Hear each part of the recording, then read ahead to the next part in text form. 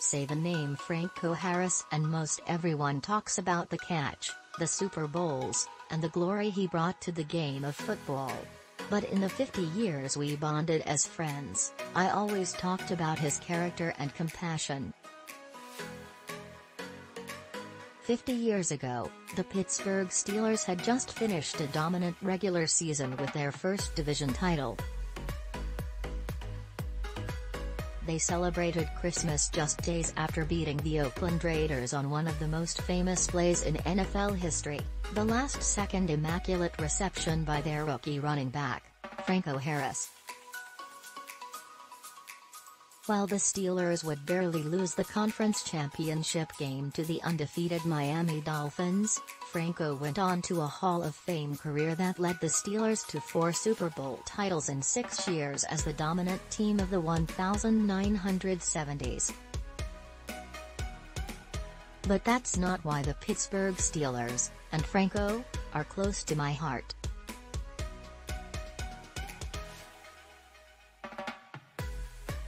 It was this week 50 years ago when my first wife and infant daughter were killed and my 2 young sons were badly injured in a car accident while they were out getting a Christmas tree.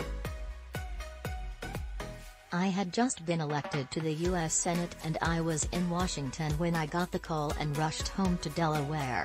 I rarely left my boys' bedside until they got better. But one day I did to go shopping for them. When I returned, they were smiling for the first time since the accident.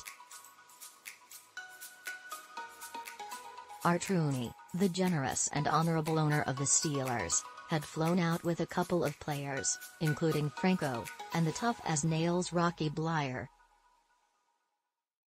Busy with their own lives, they took the time to be with my boys, sign footballs, and then left with no publicity.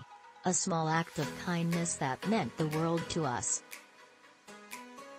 Sports have a powerful way of bringing people together.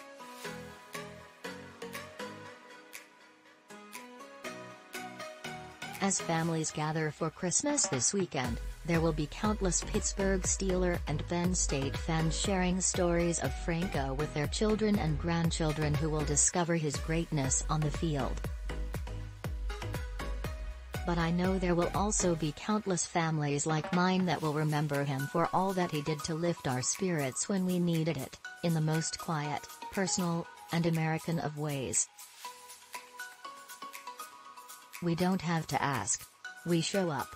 We reach out. We share a compassion that is a source of our enduring strength as a nation. The last few times I saw Franco were in September and November of 2020 on the campaign trail in Latrobe and Pittsburgh. This week of all weeks, my family remembers him and keeps him close to our hearts. May God bless Franco Harris, a dear friend, a good man, and a great American.